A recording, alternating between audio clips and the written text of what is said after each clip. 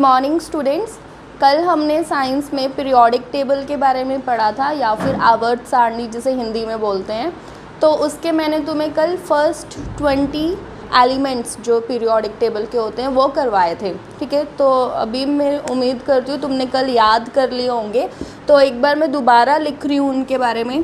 First था hydrogen, helium, lithium, beryllium, boron, carbon, nitrogen, oxygen, fluorine, neon, sodium, magnesium, aluminium, silicon, phosphorus, sulphur, chlorine, argon and last potassium and last calcium. ठीक है, ये हमारे 20 elements थे हमने जो कल करे पीरियोडिक टेबल के। तो उसमें आज हम इसके बारे में इसकी प्रॉपर्टीज़ पढ़ेंगे। हमें फर्स्ट से 20 तक तो सारे याद हो गए कि क्या क्या एलिमेंट्स है इसके। अब मैंने देखो यहाँ पे इनका नाम नहीं लिखा हुआ, तो अभी आज मैंने इनके नाम नहीं लिखे हुए यहाँ पे। वो तुमने किसी ने अगर नहीं याद करा हुआ तो कल वाली वीडियो से एक बार दोबारा देख लेना, और जिसने याद कर लिया उसके लिए तो उसको यहाँ पे समझ आ रहा होगा कि ये H मैंने किसका सिंबल लिखा है, HE किसका सिंबल लिखा हुआ है। ठीक है, तो जो ये हाइड्रोजन है पीरियोडिक टेबल में, ये जो हाइड्रोजन होता है ये सबसे फर्स्ट नंबर पे होता है। मैंने इसका तुम्हें पीरियोडिक टेबल भी करवा दिए थे कल। ठीक है, ये 5, 6, 7, 8, 9, 10, 11, 12, 13, 14, 15, 16, 17, 18, 19, 20। ठीक है, तो हाइड्रोजन जो है ये पीरियोडिक टेबल का सबसे फर्स्ट एलिमेंट है और ये सबसे छोटा एलिमेंट है हाइड्रोजन। ठीक है, और हाइड्रोजन क्या होती है, ये एक गैस है।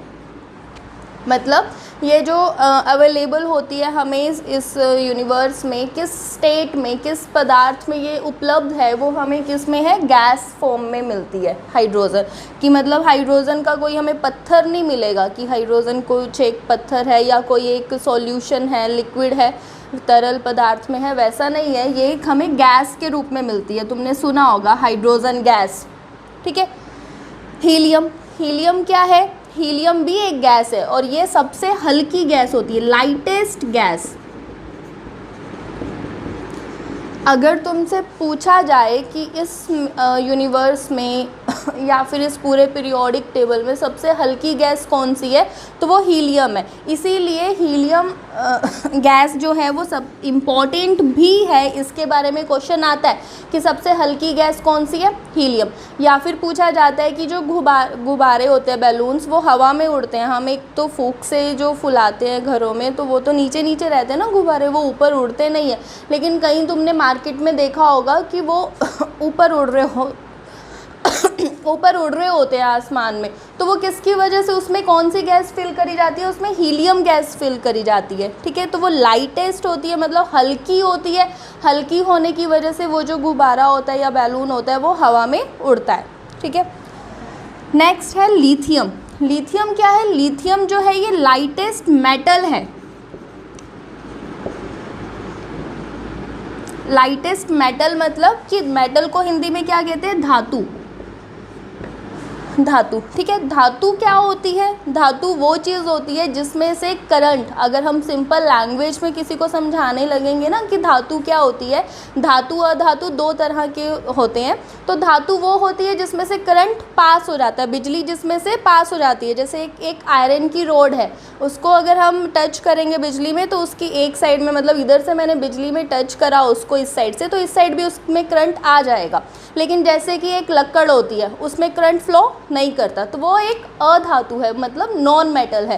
तो जो लिथियम है ये सबसे हल्की धातु है। ठीक है, हीलियम क्या थी, सबसे हल्की गैस थी, लिथियम सबसे हल्की धातु है।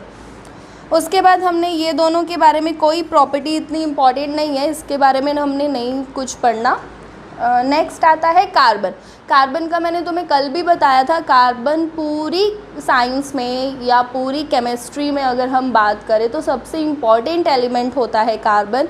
सारे कंपाउंड्स किस पर जो बनते हैं वो किस पर बेसिस होते हैं, सिर्फ कार्बन पे। और अगर हम एक कार्बन को स्टडी करें तो इसकी एक अलग से पूरी ब्रांच बन जाती है जिसको हम ऑर्गेनिक केमिस्ट्री कहते हैं। और कार्बन जो है ये सारी जो लिविंग थिंग्स हैं, जैविक, लिविंग मतलब जो जैविक होती है, जिनमें जान होती है, जो जो चीज़ें सांस ले रही हैं, तो उन सारी चीज़ों में जो है कार्बन होता है।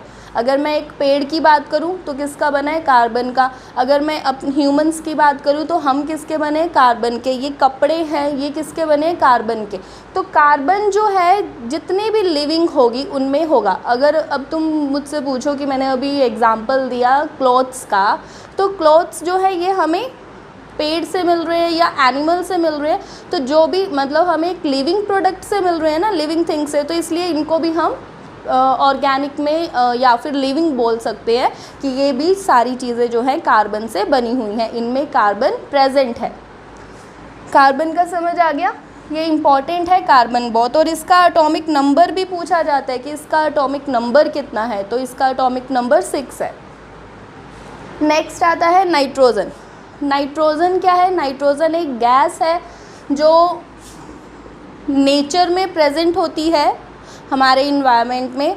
और अगर इसका यूज़ पूछा जाए तो जैसे कि जो व्हीकल्स होते हैं, वाहन होते हैं हमारे, उन वाहन के टायर्स में जो हवा भरी जाती है उसमें कौन सी हवा होती है, वो नाइट्रोजन गैस होती है। जैसे तुम कभी अपना स्कूटर में या फिर बाइक पे हवा भरवाने जाते हो तो पेट्रोल पंप में, तो साइड में वहाँ पे हवा चेक करने वाला भी होता है, तो वो वहाँ पर तुम्हें लिखा होता है, उस हवा चेक करने वाले के साइड में बोर्ड लगा होता है कि नाइट्रोजन गैस। अगर तुमने नहीं पढ़ा कभी या तो अब ध्यान से देखना, लिखा होता है।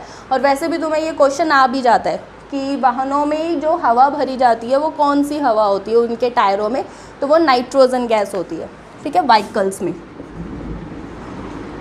या वाहन। फिर है ऑक्सीजन।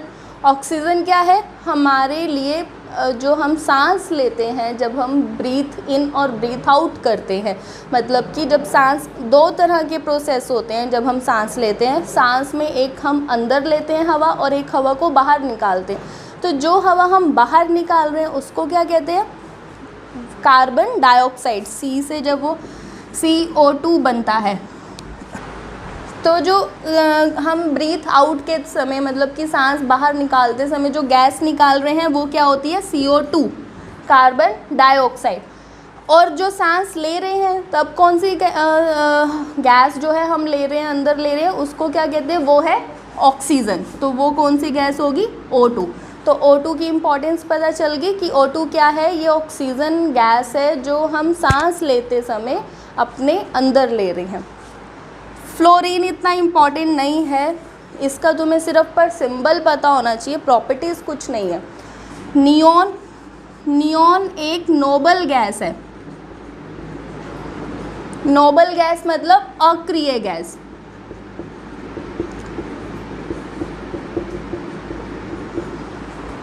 अब ये अक्रिय गैस क्या होती है, नोबल गैस क्या होती है, ये वो गैसेस है जो किसी भी चीज़ के साथ रिएक्ट नहीं करती। मतलब इसको हम अगर किसी चीज़ के साथ रख देंगे, जैसे तुमने देखा होगा कि आयरन होता है, लोहा, उसको अगर हम हवा में रख देंगे तो उसको हवा में से मॉइस्चर और उस ऑक्सीजन जो गैसेस होती है उनके साथ वो रिएक्ट करके थोड़े टाइम बाद वो उसमें जंग लग जाता है, ठीक है। पर लेकिन जो ये नियॉन गैस है ये किसी के साथ भी रिएक्ट नहीं करती, इसीलिए इनको नोबल गैसेस बोला जाता है। समझ आया। नेक्स्ट है सोडियम। ये मैंने तुम्हें कल बताया था, ये बहुत इम्पॉर्टेंट है। इसको, इसके नाम अगर हम लें तो सोडियम है, SODIUM, सोडियम, ठीक है। बट लेकिन इसका सिंबल क्या है, Na। अब इसकी इम्पॉर्टेंस क्या है, ये जो सोडियम है ये एक धातु है, ठीक है, मतलब कि ये एक मेटल है।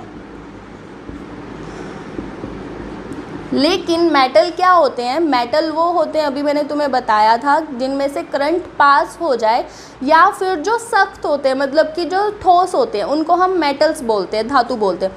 लेकिन ये एक एक्सेप्शन केस है धातुओं की कि जो सोडियम है ये धातु होने के बावजूद भी ये सॉफ्ट होता है, नरम होता है, और इतना नरम होता है कि इसको हम चाकू से, नाइफ से ना कट कर सकते हैं, ठीक है। और ये इतना ज़्यादा रिएक्टिव होता है, मतलब कि ये किसी भी चीज़ के साथ रिएक्ट कर जाता है और अपनी रिएक्शन दे देता है, और ये उसमें रिएक्शन देना नॉर्मल है, बट इसके केस में क्या है, ये बहुत ज़्यादा रिएक्टिव है कि ये हवा में भी रिएक्ट कर जाता है और आग पकड़ लेता है। मतलब कि अगर हम सोडियम को ऐसे ओपनली कहीं रख देंगे ना तो वो आग पकड़ लेगा। अगर मैं पानी में रख दूंगी ना वो पानी में भी जलेगा, आग, उसको पानी के अंदर भी आग लगी होगी इसमें। तो इसीलिए इसको हम ना ओपन में रख सकते ना पानी में रख सकते, तो इसको हम स्पेशल एक ऑयल में रखा जाता है। उस ऑयल का नाम है कैरोसिन ऑयल। कैरोसिन तुमने सुना होगा, मिट्टी के तेल को कहते हैं, ठीक है। तो कैरोसिन ऑयल में सोडियम को रखा जाता है क्योंकि ये रिएक्टिव होता है। तो मैंने क्या बताया, धातु है, लेकिन एक्सेप्शन केस क्या है कि इसको हम नाइफ से कट कर सकते हैं, रिएक्टिव होता है, पानी में भी आग लगा देता है, और इसीलिए इसको हम कैरोसिन ऑयल में रखा जाता है, ठीक है। ये अब इसकी इम्पॉर्टेंस तुम्हें पता चल रही नहीं क्यों इम्पॉर्टेंट है। एक तो एक्सेप्शन हो गया और रिएक्टिव हो गया। नेक्स्ट, मैग्नीशियम के बारे में इतना नहीं आता, एल्यूमिनियम के भी नहीं है। उसके बाद तुम्हें ये आर्गन, ठीक है। यहाँ पर मैंने तुम्हें एक नोबल गैस में करवाया था नियोन, एक आर्गन और एक ये हीलियम। ये तीनों जो गैसेस हैं, ठीक है, ये तीनों पहले तो गैस है, और कैसी गैस है, नोबल गैसेस है, ठीक है। नोबल गैसेस मतलब अक्रिय गैस जो किसी के साथ भी रिएक्ट नहीं होती है।